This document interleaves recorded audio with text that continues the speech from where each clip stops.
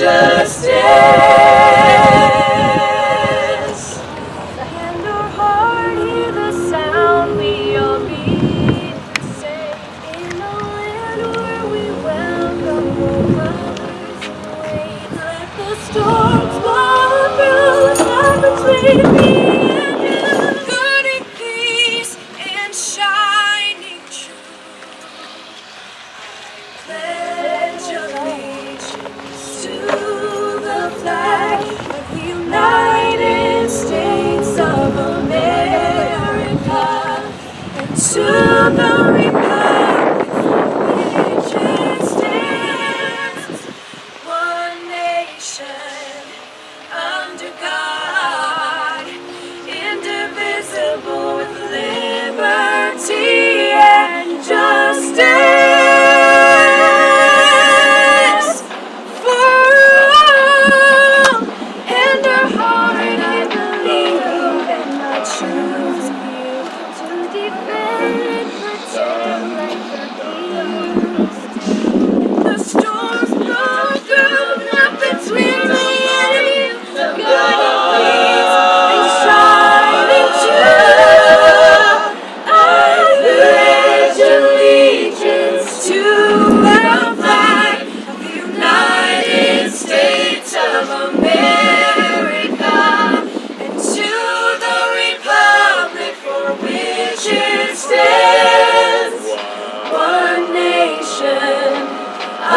God, indivisible with liberty and justice.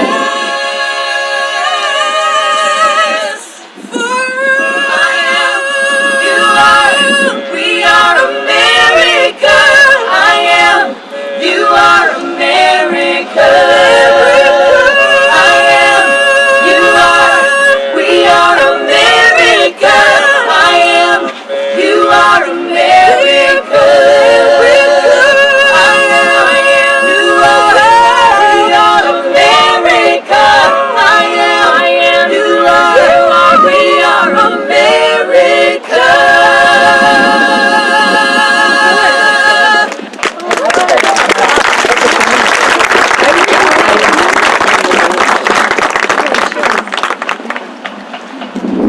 On behalf of Metroport Veteran Association, Town of Trophy Club, and the Stars and Stripes Committee, let me extend a warm welcome to each and every one of you, especially acknowledging our veterans, our active duty personnel, and our elected officials that are here today. Thank you for making time to be part of this ceremony at this beautiful Veterans Memorial. 99 years ago today, at 11 a.m., this very hour, all fighting forces laid down their arms, ending World War I. What was then called the War to End All War was not, in fact, the last war that we would ever fight. To commemorate that event in 1938, Congress declared this date as Armistice Day. And then in 1954, in response to the request of numerous veterans across the country, more than 13,067,000 men and women who have served and returned home with 1,172,000 wounded, the Congress elected to rename this day to Veterans Day. So we wouldn't remember the event, but the men and women who fought in those wars. Unlike Memorial Day, when we gather to honor all those who made this ultimate sacrifice, giving their lives in service to our country, Veterans Day gives us the opportunity to say thank you to all the veterans who, following their military service, returned home. Yet we're also, like their comrades, ready and willing to lay down their lives as the ultimate sacrifice. I am proud to declare to each of my veteran comrades that you served our country and its people and our magnificent flag with honor and distinction, and are well worthy of the honor and praise when you made the following pledge. Most people have never heard what a soldier, sailor, marine, or airman says when they take the oath of office, but I'm going to let you hear it today. I do solemnly swear that I will support and defend the Constitution of the United States, against all enemies, foreign and domestic, that I will bear true faith and allegiance to the same, and that I will obey the orders of the President of the United States and the orders of the officers appointed over me according to the regulations of the Uniform Code of Military Justice. Each of you knew, each of you veterans knew when you were getting into when you took that oath, but you took the oath and went and served anyway, reflecting your courage, your heroism, and your unselfish dedication to duty, and allowed the flame of freedom to continue burning brightly here at home. The flag we honor, the flag we wore, the flag we served under, and the flag that draped the coffins of our fallen comrades symbolizes this nation's dedication to liberty, justice, and freedom for all, and will forever fly proudly because of each veteran and all our comrades in arms. Our flag does not fly because the wind moves it. It flies with the last breath of the 625,000 American heroes who died fighting and protecting it. In just a moment, each military branch flag will enter our memorial in the order set in place by the Department of Defense. And when your service song is sung and your flag enters the memorial, please stand if you can to honor all those in that branch whom have ever served, your friends and comrades, and those who are serving today who will be tomorrow's veterans.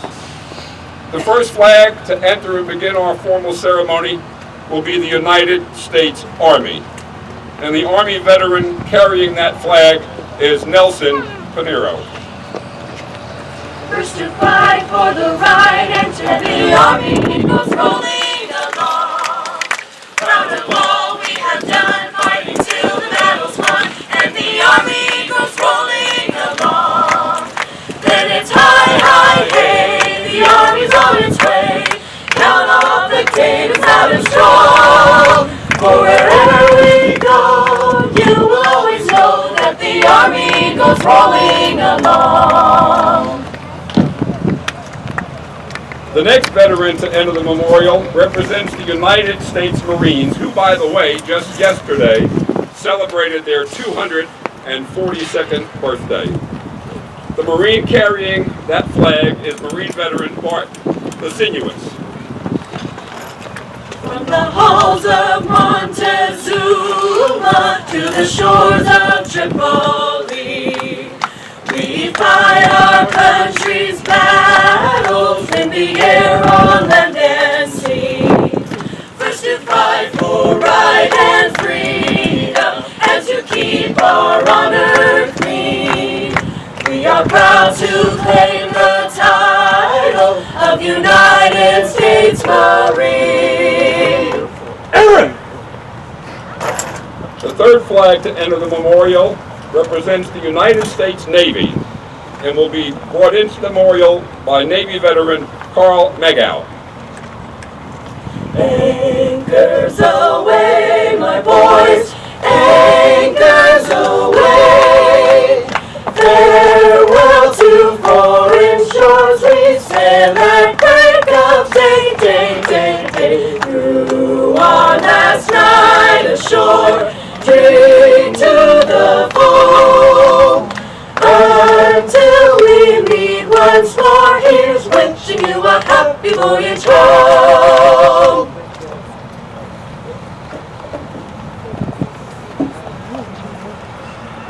The next flag to enter the memorial represents the United States Air Force, which I was proud to serve in during the Vietnam War.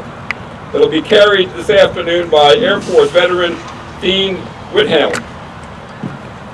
Off we go into the wild blue yonder, climbing high into the sun. Here they come, zooming to meet our thunder. Every boys, give her the gun.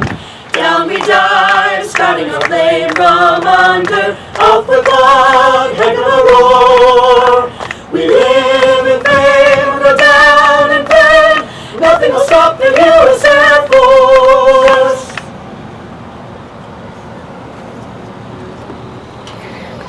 The next flag will be carried representing the United States Coast Guard by Army veteran Mark Bartles, due to the fact we could not have a United States Coast Guard representative here today, and he's stepped up to bring their flag into the Veterans Memorial. Mark Bartles.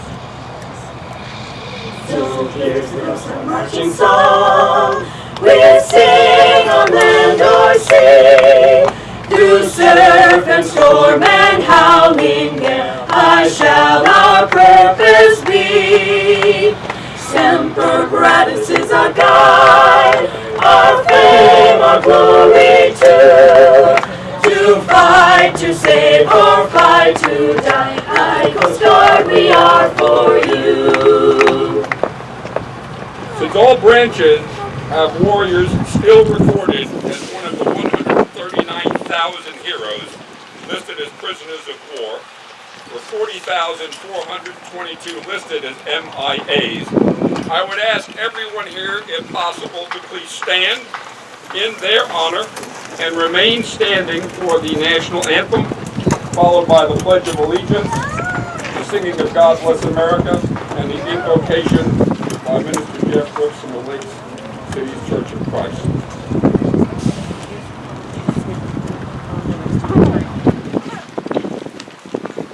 The Army veteran carrying that flag, representing our POWs and MIAs, is Army veteran Worth Blake, and he will be led by Air Force veteran and bagpiper Jim Shirey.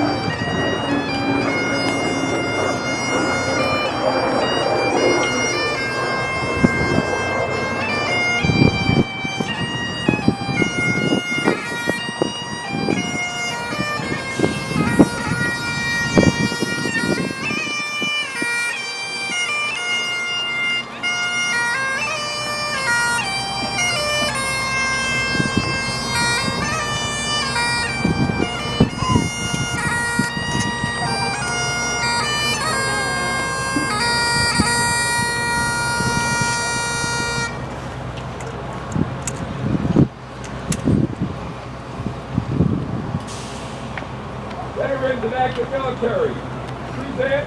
Go!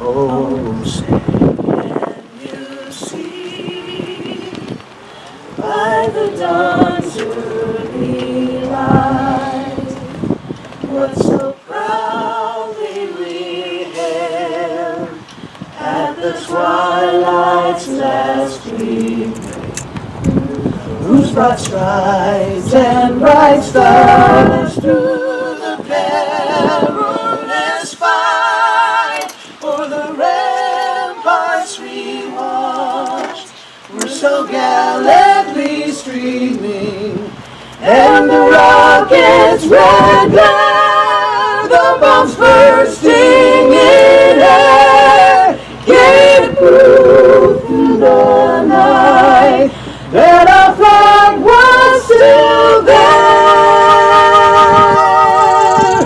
Oh, say does that star-spangled banner yet wave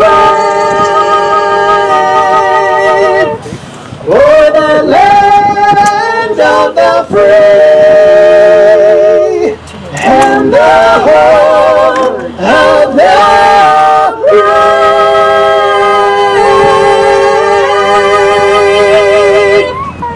I pledge allegiance to the flag of the United States of America and to the republic for which it stands, one nation, under God, indivisible, with liberty and justice for all. order, march!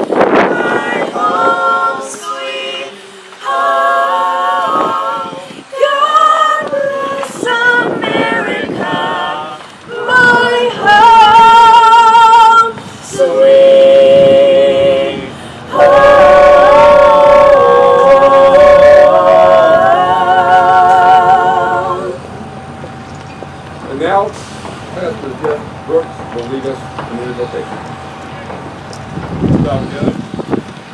Holy Father, Creator God, you are the maker and sustainer of all that is, or ever was, or ever will be. And we come before you today with grateful hearts. Grateful for a day that you made for us, a day that was not promised to us, a day that should cause us to rejoice and be glad in it, a day that we woke up to the hopeful reality that your love for us, your grace for us, your loving kindness for us was new. As if, Father, you woke us up to remember not our sins, but only to forgive us. And so we pray the same today for those who stand here, for those who represent so many who've made the choice to lay down their lives, to give their lives in service to a cause. Father, for our country we pray, because we know that in this country, this great country, our sins are many, our divisions are deep, our future seems unclear, and so, Lord, we ask you today to speak a word, to shine a light, to call your children back to yourself. Yes, Father, wake us up again as if an alarm clock would ring and we would wake up into a new world where we would know love and forgiveness and kindness. Lord, today as we celebrate, I would say, the greatest citizens among us, who at a very young age, maybe an age where an older man wouldn't dare to make that decision, where a younger woman might shrink back from that responsibility, that those young people, Father, put their hand up and they said that they would serve, that they would run towards danger, that they would secure liberty, life, freedom. Father, for those young men and women who we thank God are old men and women today, we thank you. So Lord, make us grateful. Let us begin again the very hard work of doing good to all, to securing freedom for all, and for speaking those words that you gave us to speak. You reminded us, Father, that there's no greater love than for us to lay down our lives for our fellow citizens. And so, Lord, we thank you for that reminder today. And may we all go from this place with glad and sincere hearts, ready to serve and ready to give and ready to love. In the name of Jesus, the one who taught us all of those words. Please be seated.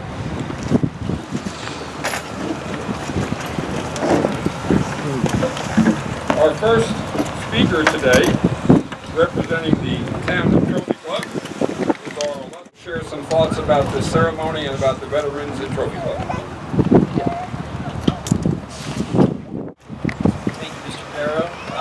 Good morning, everybody. On behalf of our mayor and our town council and our town staff, we just want to welcome everyone here today as we honor our military veterans who served our country. We all have a good fortune of living where we have enjoyed a level of freedom and prosperity that's unprecedented in human history here in this country. And for this privilege, we owe a debt to our founders who helped shape the idea of America, and we all bear some responsibility for sustaining this free and civil society in which we live and enjoy those benefits. But for those who serve in the military, that contribution goes well beyond what most of us will offer in our time here. So today we want to honor those veterans who served their country and fellow man in the pursuit of liberty and justice for all, both at home and abroad. We hold a special place for those who've sacrificed time with loved ones, their physical and mental comfort or well-being and health, and particularly for those who've given their lives carrying out this solemn duty and repaying that debt that I spoke of. Again, on behalf of our elected officials here and also the residents that we represent, we just want to extend a heartfelt thank you to all of you for your service. Thanks.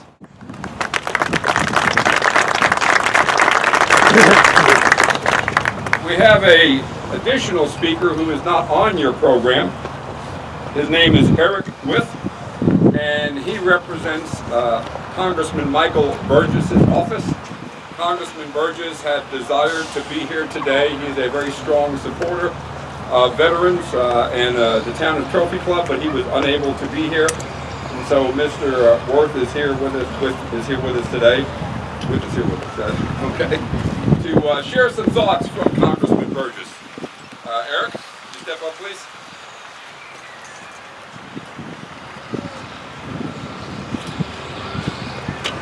I've got a letter that Dr. Burgess asked that I read. He regrets that he's not here, and under normal circumstances he does, but especially today. He had 4 events yesterday, veterans events that he covered around the district. He's been putting off some dental work and was able to find a dentist that he can get into.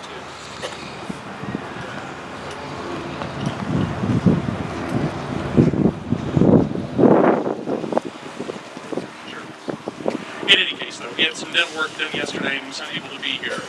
So, in any case, on behalf of that, I have a letter here to Mr. Pero and guests. I regret that I'm unable to join you today at this special occasion here at Trophy Club to honor our nation's veterans. On this Veterans Day, we acknowledge and honor our veterans' courageous service to their country and freedom. Today, we honor men and women who served their country and made unimaginable sacrifices for their fellow Americans. They left their homes and families to ensure the safety and freedom of the American people, most of whom they will never meet. They answered the call to serve during World War II, the Korean War, the Vietnam War, the long Cold War, the Gulf War, more recently the war in Afghanistan and Iraq, and the ongoing war on terror. Our armed forces bear the burden of protecting our liberty and freedom, and our veterans deserve all the respect and care that this country has to offer. Quite simply, we are a nation indebted to all the men and women in uniform who have put the defense of our freedoms above their own lives. That selfless sacrifice is something that can never be forgotten or overlooked. In Texas, we have more than 1.5 million veterans living here as friends and neighbors. These men and women have upheld our values of liberty, justice, and self-determination. And on Veterans Day, Americans around here in North Texas and around the country gather to recognize and thank those individuals who have honorably served our country.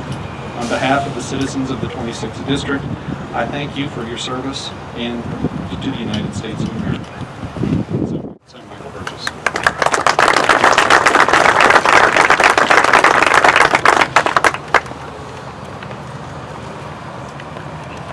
Our next speaker is someone that most of us know very well.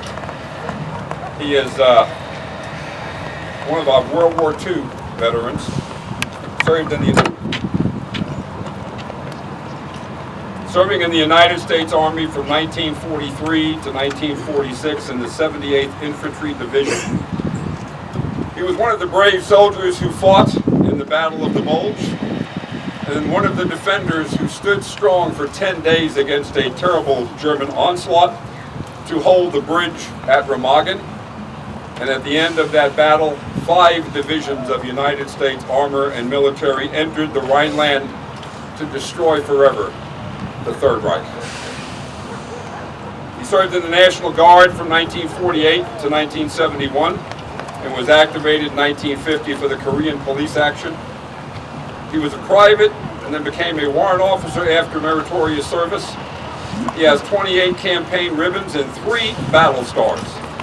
He also served in our beautiful town as the Trophy Club Grand Marshal in 2014.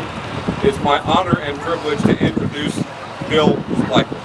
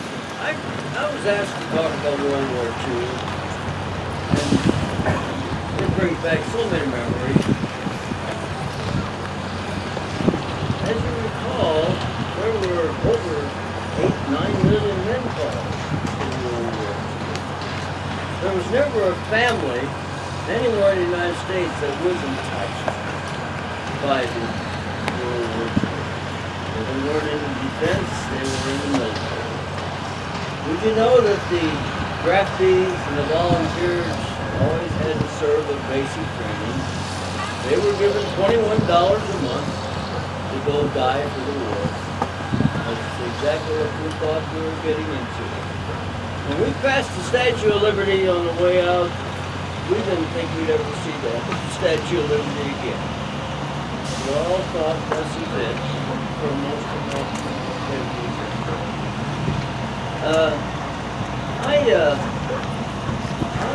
there's two things I want to mention here. Several families. There was one I remember when I was young, the Solomon family in Iowa. They lost 5 sons.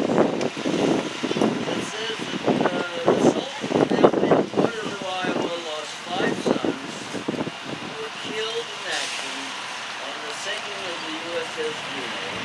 That was June 1st, 1949. Of course, the United States made some kind of procedures that you wouldn't put 5 of the same family in the same ship at the same time. So that was good. Of course, from Texas, Audie Murphy. He was the most decorated man in World War II. Great little guy, born the same year I was born. And he was out of it. Other people in the family had all kinds of people. My brother, Jim, he went 90th Infantry Division and served at D-Day. Thank goodness he lived through D-Day, but he spent a long time in the war. The other night over here at the Blue Waves, I was in a block party. That's one of those things where you get together and talk. A lady came up to me. She said, I have a World War II hat. And she said that my grandfathers were both in World War II. Maybe I kind of smiled. I said, well, it was like 10 or 9 million or something at least. I doubt if I knew them. But she kept on talking to me. And unlikely, you know, after a brief conversation, she went home and brought back a book written by one of her grandfathers. And I looked at it, I took it home, and it brought many, many tears. Exactly what I went through, and of course the millions of guys went through. This guy was named Fred Squires. He stayed in after the war and became a lieutenant. But during his time in service, he was a lieutenant.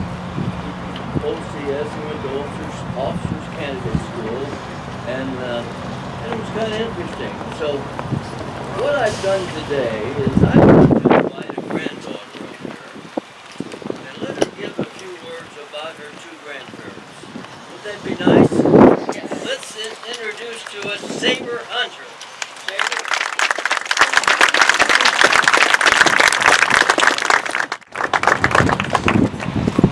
I gotta get it together somehow here. I didn't think I was gonna cry.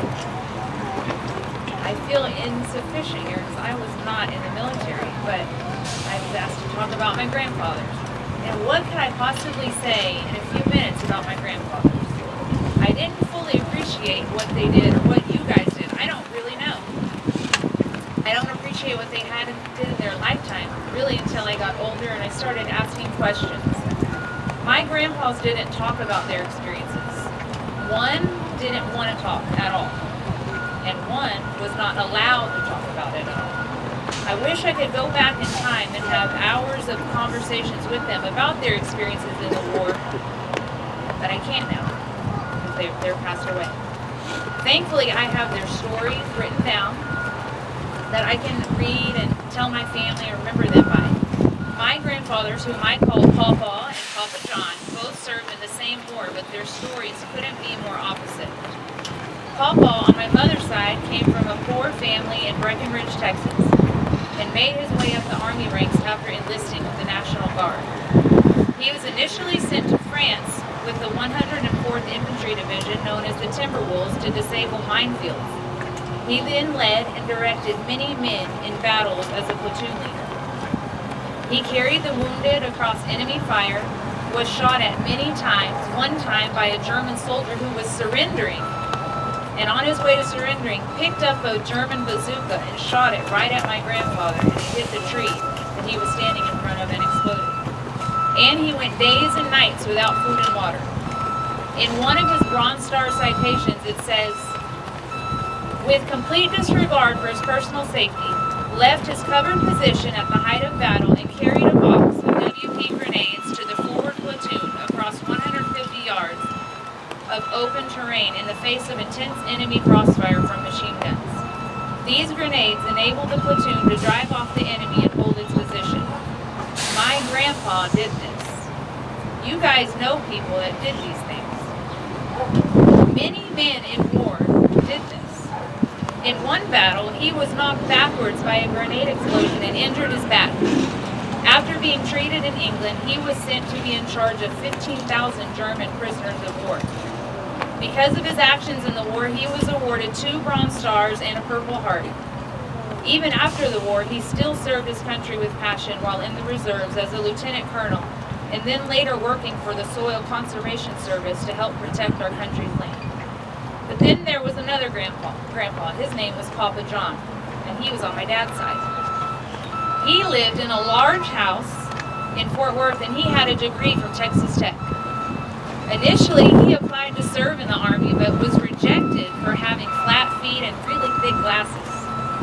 6 months later, he saw a recruiting ad in the paper for electrical engineering graduates. He rushed down to the recruiting office and reminded them he had already been rejected. They said, "Don't worry about that, sign here." That was a year before the U.S. declared war on Germany. It turns out he was part of 100 electrical engineering graduates that were sent to the British Royal Air Force in a covert program to help him develop radar installations.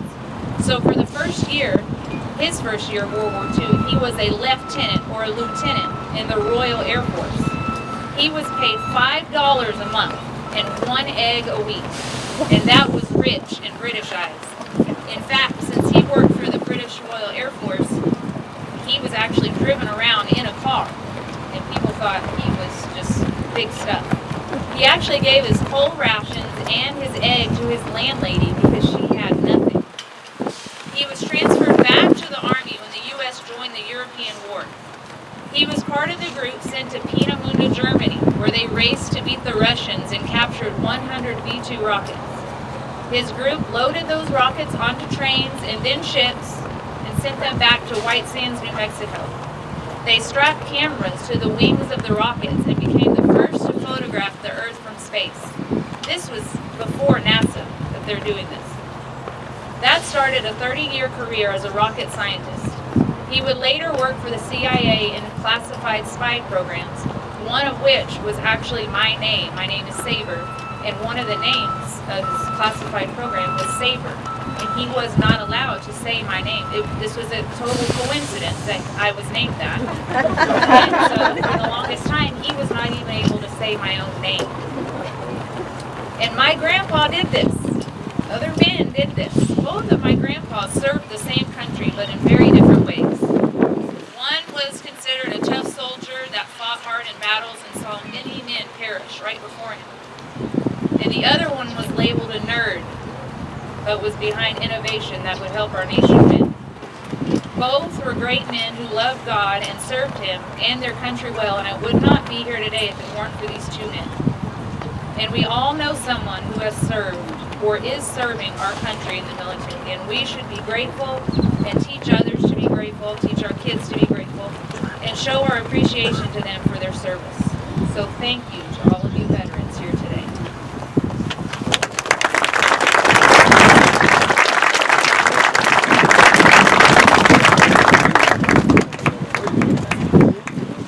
I want to thank Saber, and every family here probably has a story to tell. So maybe from year to year you can get stories. You can't get the people here. I guess we don't last forever. But if you can't get people here, you get people to tell stories.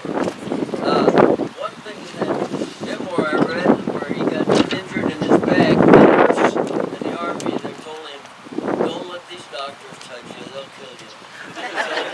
So he went back to combat with 3 vertebrae broken. 3 times he entered combat. Now that's very good. He was Texan. I want to read a closing from his memoirs. Can't say it any better than this. This is out of his book, what he wrote, and he was really a patriotic man. He says, in closing, I would like to read a comment from First Sergeant. As I sit back and look over the past life, which I have lived, it is with pride that I hope in a small way that my efforts have helped make this country the great country which it is. It is indeed a wonderful country and has stood the test of time, and I feel is getting better all the time. Our country is great because of, and he goes to another page, great people we have had to fight for their freedom and other things that this country stood for. And of course, we must always remember all the young men who died in early years of their lives for the principles we all stood for. And then he says, may God bless the USA. Thank you very much.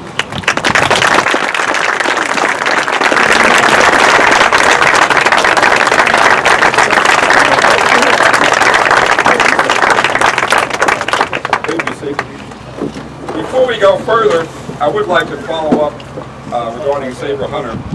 You know, it's oftentimes we know about the veterans and all the sacrifices they made, and oftentimes forget when they go off to fight, the families they live at home have to pick up the slack. They have to start doing things they've never done before. They have to start keeping those home fires burning and communicating that to their loved ones who are off in battle, so that they know when they return, that family will be there for them. And so it's not when we just serve, but when our families serve, and then what we do will not end when we come back from service. And we saw today, we heard about two grandfathers. Their service, their sacrifice, their heroism lives on for generations to come. So each of you veterans, just keep that in mind. What you have done will not end when your life comes to an end, but will live on from generation to generation. And so I'm glad that Bill invited Sabre to be here today and to share those thoughts with us about her grandparents. Our next speaker is an individual that I got to know really well in the Metroport Veterans Association. He also serves not only in the Metroport Veterans Association, but in the Rotary Club, to continue serving his fellow man. He served in the U.S. Army from 1968 to 1973 in the 1st Aviation Brigade in the 116th Assault Helicopter Company. He's led Stinger gunship platoons in Vietnam. He rose from 2nd lieutenant to captain. He was awarded the Bronze Star and the Air Medal, and get this, with 17 oak leaf clusters. That means he received that Air Medal 18 times. That shows the measure of the man and his bravery. He also received a Purple Heart, but it too had an oak leaf cluster. Ladies and gentlemen, it's a great honor and privilege to introduce Mylan, Georgia.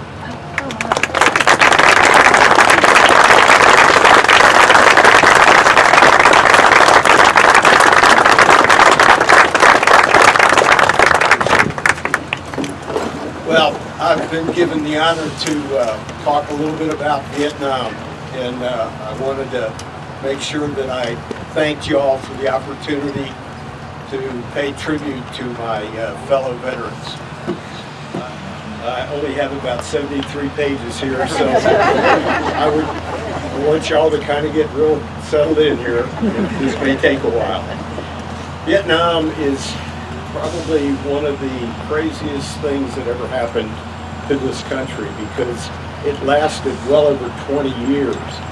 And we actually started in Vietnam very early on. As official documents, it was only about 19 years, but we were actually there advising the French through how to use our equipment and how to do warfare in a country that was really jungle warfare. So it was pretty tough trying to plow that field. Vietnam, I say, is like trying to wrap your arms around a rhinoceros. Even if you could, it's an animal that's so ornery, you would never win. And unfortunately, we did never win in Vietnam. We had over 2,700,000 people that actually served in that combat theater.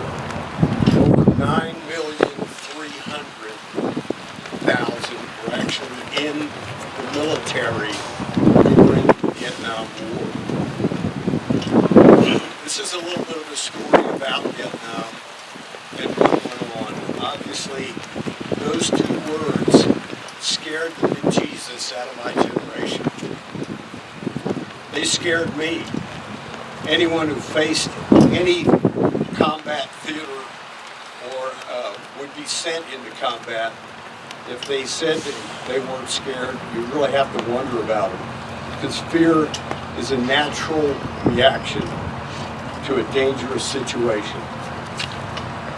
During Vietnam, of course, the selective service, we mentioned it as well, which still exists today, required every able-bodied male to register from the years 18 to 26 years of age with the government. And the draft actually gave the selective service system the right to remove you from your family and require you to serve in the military of their choosing. So during the time that you actually received your notification that you would be inducted into the armed forces, you could choose what military you wanted to serve in. And we've seen all of those come in this morning. You could choose the Army, the Navy, the Air Force, or the Marines. Or if you didn't choose one of your own or volunteer for one on your own, they would assign you to one. The draft was used from 1914 through 1973 to actually backfill all military wars, conflicts, and engagements, and to round out the armed forces. The obligation to the service, if you were drafted, normally was for 2 years. And I remember if you volunteered for Vietnam, you could probably get that service reduced to 18 months.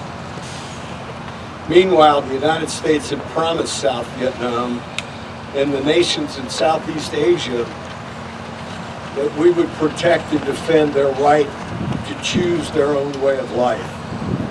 The treaty that was signed in 1954 authorized us to intervene into South Vietnam.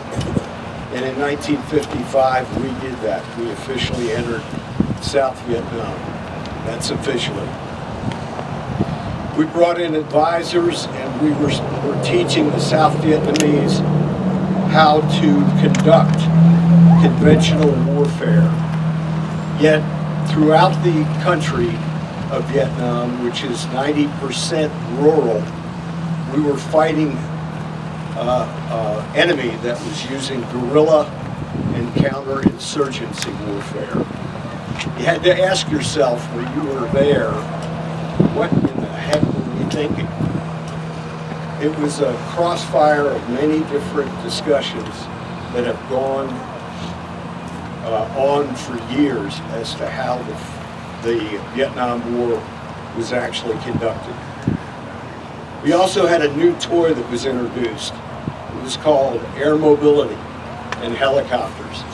And 99% of our senior officers did not know what to do with the helicopters when we first got there. Most of them used them as their private taxi, and then eventually it caught on as to what they could do and their capabilities. So they were used for troop insertion, and then we actually mounted some weapons on those platforms, and that's what I flew in Vietnam. General William Westmoreland took command of the efforts in 1964. The whole mission for Vietnam changed to war of attrition, search and destroy, and body count became the measuring process. Vietnam was never declared a war. It was easier to have it as an intervention so we could supply arms, money, and manpower without having to go through Congress and get approval to do that. The unstated goal was to prevent the spread of communism throughout the world. And the involvement in Vietnam caused great controversy in the United States. In 1965, when U.S. combat troops were inserted, reporters and cameramen accompanied them wherever they went. TV networks showed graphic pictures of the conflict on the nightly news. And Vietnam became the first combat to be broadcast on TV right into the living room. As you might imagine, those broadcasts terrified the public, especially when their brothers and fathers and sons started coming back from Vietnam through Dover Air Force Base. Combat is never pretty, no matter how it's presented or by whom.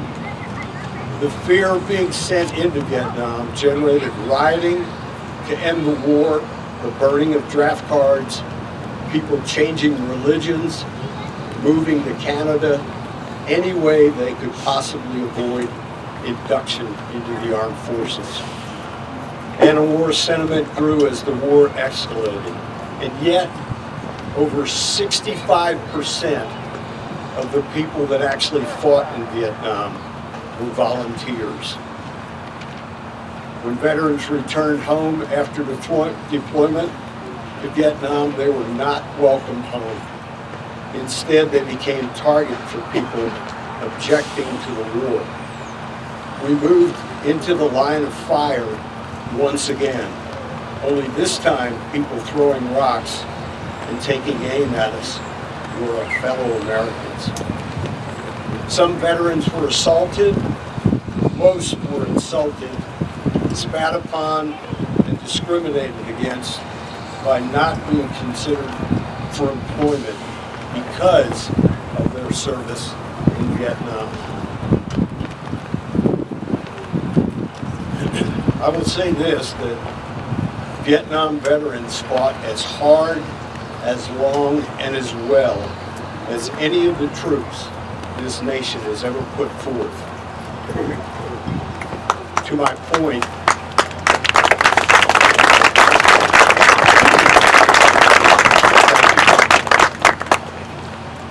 point, there have been 260 Medals of Honor awarded to Vietnam veterans. The last one was just a few weeks ago. The conflict would last until 1975, the longest military engagement of over 19 years and 180 days officially from start to finish. And by the way, we actually did stop the spread of communism from going any further than Vietnam. But the promise we made to South Vietnam went unfulfilled. Freedom is not free, but if you certainly take anything else away from today's ceremony, know that when it was unpopular to be in the military, there were men who remained loyal to this country, brave men who fought and did their duty when called upon, men we could rely on to do the right thing, our Vietnam veterans.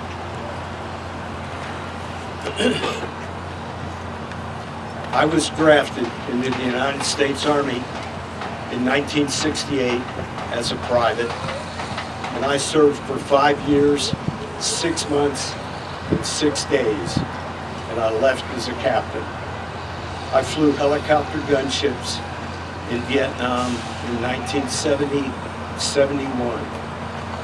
and I would do it all over again.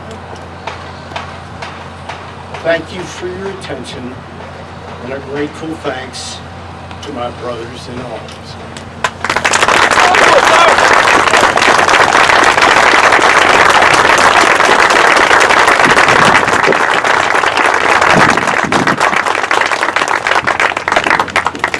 As you can see, sacrifice isn't only given in the battlefield. As a returning Vietnam vet, I can tell you everything that we just heard from Mylan took place, and I never shot a gun at anybody.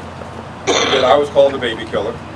I was told I couldn't eat in restaurants. I was told I couldn't stay in hotels because I wore our nation's uniform. It was one of the dark times in our country, but it did not stop heroic men and women from raising their hands and saying, "Here am I, send me," to this very day. We have a volunteer military, and that military has the troops, both men and women around the world, serving because they chose to, not because they had to. That commitment to service and sacrifice lives on.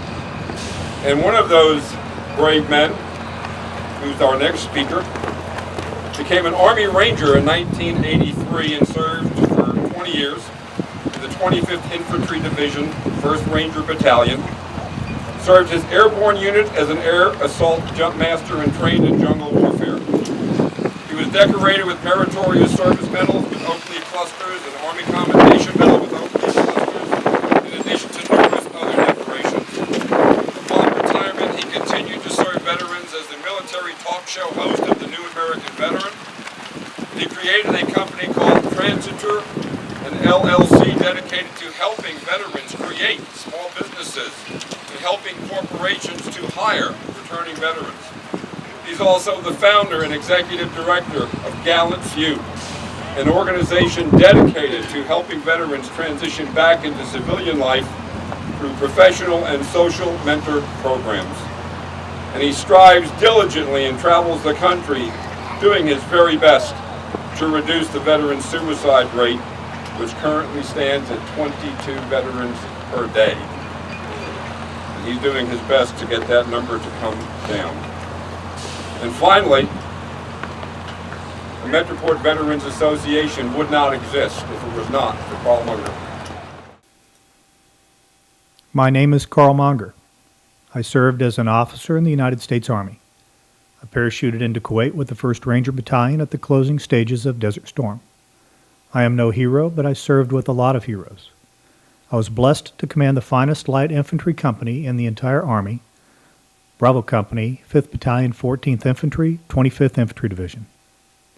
It was my privilege to serve this nation, and I'd gladly do it all again. Thanks for having me here to speak today.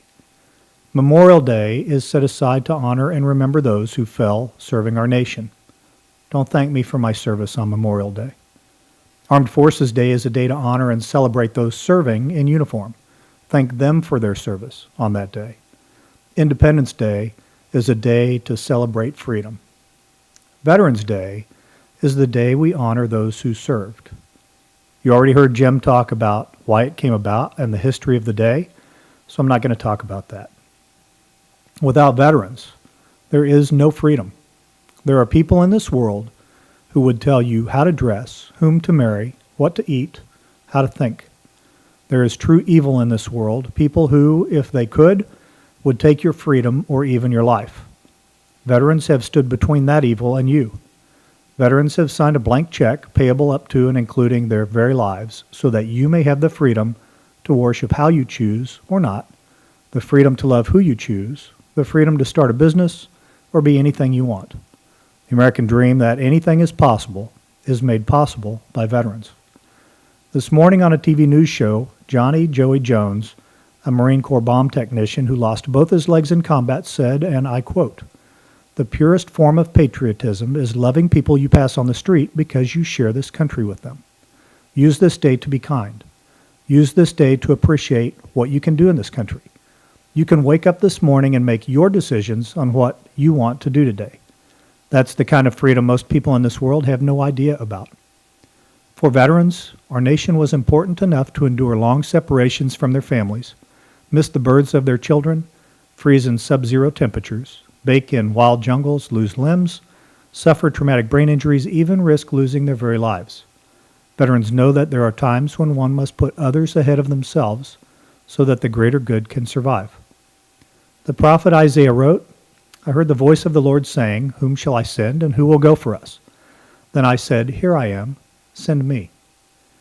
When I was on active duty, I prayed every night before I went to sleep, let there be peace on earth, but if there is to be war, send me first so others don't have to go. Let me tell you quickly about a couple of veterans I know. My friend, Colonel Tom Cleary, now retired, a West Point graduate. We commanded infantry companies together in Hawaii. His was the second best. On 9/11, he was waiting in a Pentagon hallway for a meeting. A hijacked airliner struck the Pentagon mere yards from where he stood. He was decorated for heroism for his actions, pulling people from the debris with no regard for his safety. I'm proud to be his friend and brother veteran. My friend Zach Ceballos, a Marine who went to Afghanistan because his nation called. His unit experienced terrible losses, and Zach carried his best friend and roommate from the battlefield, killed by a rocket. Most of us cannot comprehend such loss and sacrifice. Now Zach, a sole custody single dad, has dedicated himself to helping other veterans with a long-term goal of becoming a psychologist. I'm proud to be his friend and brother veteran. My friend Jim Perro. Jim served in the United States Air Force and went to Vietnam because his nation called. Retired now, he recently served as a town councilman in Trophy Club.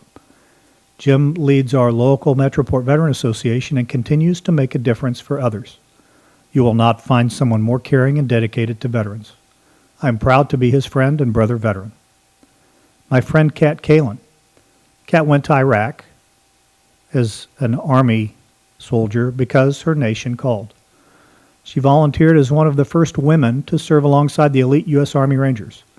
She subjected herself to the most intense physical fitness regimen and stressful training the military offers so that she could make our Special Operations Forces even more lethal.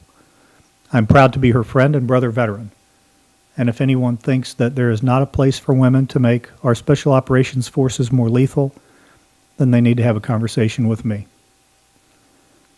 My friend Sergeant First Class Mike Schlitz. Mike went to Iraq because his nation called. His vehicle was attacked by an improvised explosive device, throwing him on fire from the vehicle. His 3 companions perished in the blast, and Mike suffered horrific burns trying to get back into the vehicle to rescue his comrades. Mike is now a double amputee, burned over 90% of his body.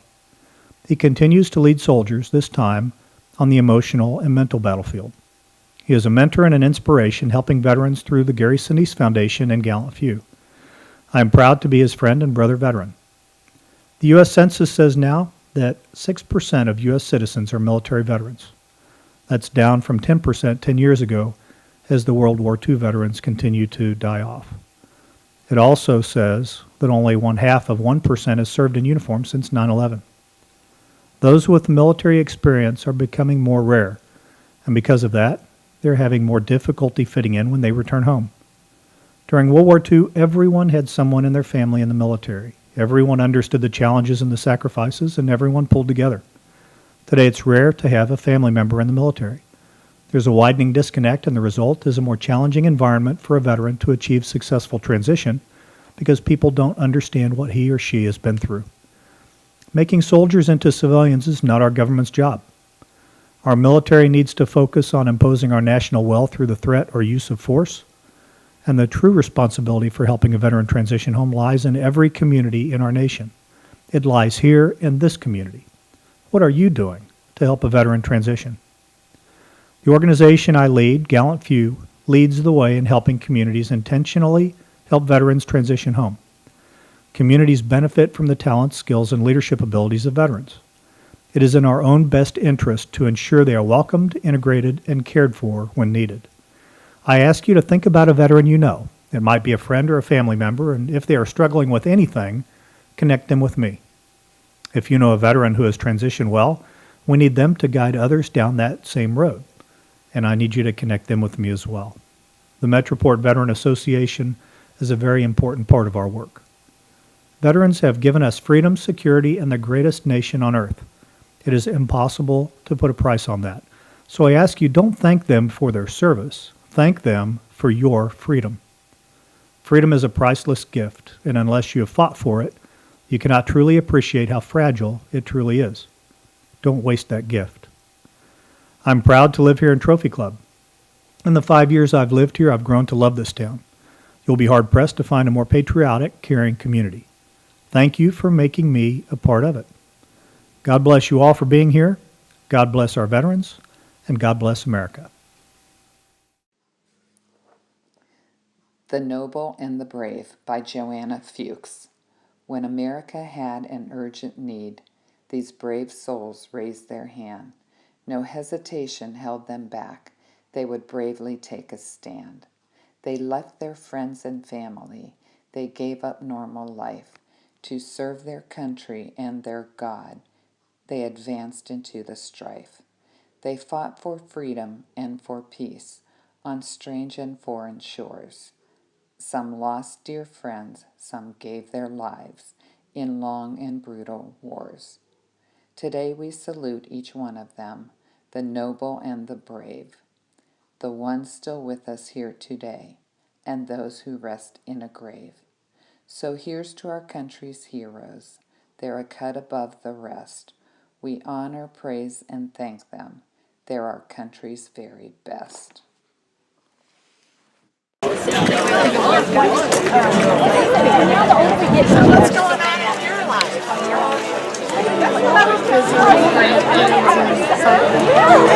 How are you? So I'm thinking I'm going to see you on the lawn. Take it easy.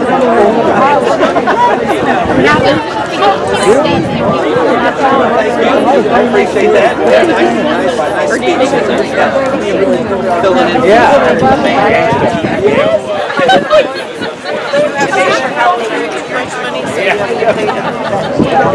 Yeah, I know. We'll make it there quick though. Great. I'm wearing my brother from the Philippines. I'm like bet in bet. I'm not the guy. I'm not the guy. I won't be wearing that. Oh, stop calling. Well, that whole area, so wrong. That whole area, it's all easy. It's all over here, you get the all stuff. And then you've got the gigantic shopping mall. It's all Asian stuff. Oh, yeah, gigantic. Like that? This place is huge up there. Korean one because it's closer and it's cleaner, but you get a English. Well, I told her over there because I had to go get contacts for Halloween. Driving over there, and then we got all this pastry shops, the meat market, all the same street, one down the Okay, you gotta share the picture because I'm gonna show it to my. I'll put it on the thing too. guy, the old man in the middle. He's got to be 97 years old. Oh, the way he talks, he sounds like a comedian. He's all full, like he's hilarious. He's got to be 90-something. Because he was in the military in 1940-something. So he was. My mom was I'm broken. I think I look like a man. That's broken. I'm good. If anybody else wanted to get a photo. Thank you, guys. Thank you.